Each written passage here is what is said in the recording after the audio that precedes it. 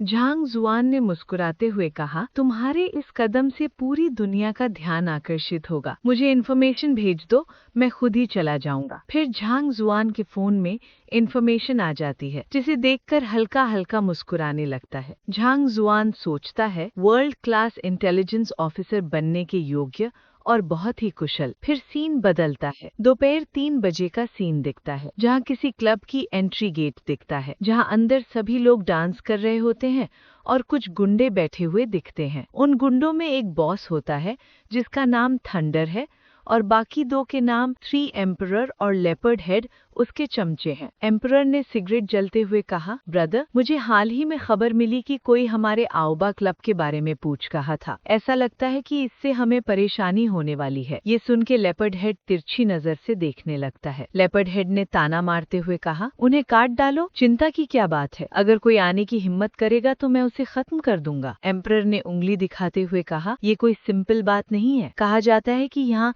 Black thunder की shadow मंडरा रही है। थंडर ने सिगार का धुआं उड़ाते हुए कहा, क्या आप सिक्सिया प्रोविंस में स्थित अंडरग्राउंड फॉस्ट के बारे में बात कर रहे हैं? एम्परर ने चिल्लाते हुए कहा, हाँ, ये वही है। फिर लेपर्ड हेड चिल्लाते हुए अपना हाथ टेबल पर पटकता है, जिसके कारण उसमें दरार आ जाती है। लेपर्ड हेड ने चिल्लाकर कहा, अरे अरे, क्या ये ब्लैक थंडर नहीं है? ये यिंजू शहर हमारा किंगे टेरिटरी है, लेकिन ये वो जगह नहीं है जहाँ ब्लैक थंडर बेकाबू हो सकती है। अपनी बात पूरी करने के बाद लेपर्ड हेड मुट्ठियां भींचते हुए खड़ा हो जाता है, लेकिन फिर अचानक कुछ होता है जिसके कारण सभी लोग चौंक जाते हैं और आवाज की तरफ पीछे देखने लगते हैं। भीड़ी में सभी चिल्लाते हैं, क्या हुआ? कौन है? फिर पता चलता है कि झांग जुआन एटीट्यूड में दरवाजे पर लात मारकर हंसते हुए एंट्री ले रहा है। झांग जुआन ने मुस्कुराते हुए कहा, क्या तुम सब यहाँ हो? एम्परर ने चिल्लाकर कहा, हमें पिछली बार ये आदेश मिला था कि इस लड़के को मार डालो। झांग जुआन उन्हें देखता रहता है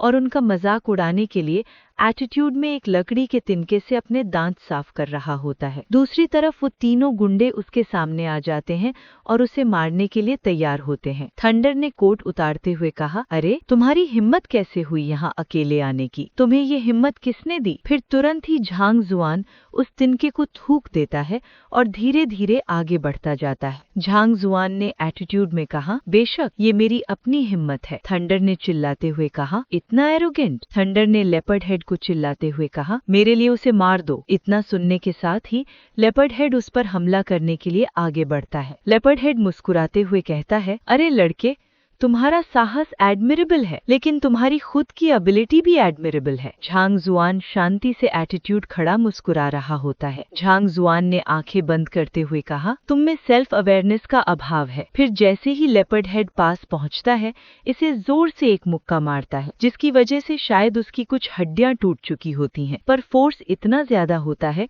कि वो चिल्लाते हुए काफी दूर जाके गिरता है। लेपर्ड हेड ने चिल्लाकर कहा, ये कैसे पॉसिबल है? वो उछलता हुआ अपने सभी लोगों के बीच में गिरता है। दूर खड़ा थंडर ये सब देख रहा होता है। इतनी अच्छे से मार खाने की वजह से लेपर्ड हेड गुस्से में आ जाता है। उसके मुंह और नाक से खून निकलने लगते हैं। लेपर्ड हेड सोचता है, मुझे तो पता भी नहीं चला कि उसने मुझे कब मारा। थंडर ने चिल्लाकर कहा, मेरे लिए उसे मार डालो। उसी के साथ दो गुंडे उसे मारने के लिए आगे बढ़ते हैं। एक के हाथ में चेयर होती है और दूसरा टूटी हुई कांच की बोतल लेकर आ रहा होता है। झांग जुआन कुछ पल के लिए उनको ध्यान से देखता रहता है। जैसे ही वो पास आते हैं, झांग जुआन एक को जोर से मुक्का मारता है, जिसके कारण उसके मुंह से खून निकल जाता है। फिर दूसरे के पेट में लात मारता है, जिससे इसकी चीखें निकल जाती हैं। बाकी के गुंडे भी मार खाने के कारण हवा में उड़ रहे होते हैं। बॉस थंडर और थ्री एम्परर दोनों ये सब दूर से देख रहे होते हैं। झांग जुआन सभी गुंडों को एक के बाद एक मार रहा होता है। फिर वो आखिर में एक गुंडे के मुंह को पैरों से कुचलता है,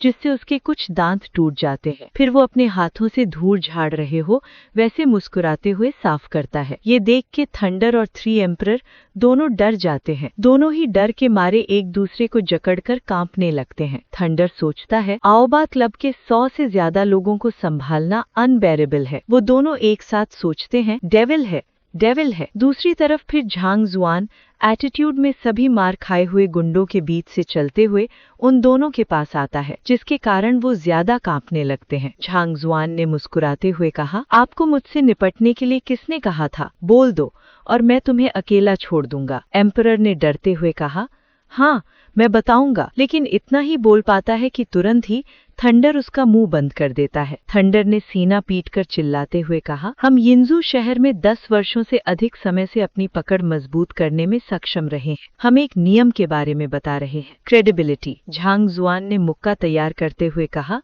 तब तो तुम मारे जाओगे। लेकिन जैसे ही उसका मुक्का उसकी नाक के पास पहुंचता है, तभी पीछे से गोली चलने की आवाज आती है। तो झांग जुआन रुक जाता है। वो पीछे देखता है तो वही लेडी ऑफिसर जिसने झांग जुआन को पकड़ा था, वो बाकी दूसरे पुलिस ऑफिसरों के साथ आई होती है। लेडी ऑफिसर ने चिल्लाकर कहा, बड़े पैमाने पर लड़ाई झगड़ा, क्या यहाँ सचमुच लॉलेस है? इतना सुनने के साथ ही झांग जुआन उसे तिरछी नजर से उसकी तरफ देखता है। आज का अपना सफर यहीं तक का था। अब फिर मिलेंगे नेक्स्ट एपिसोड के साथ। Thanks for watching our videos. Please like and subscribe guys.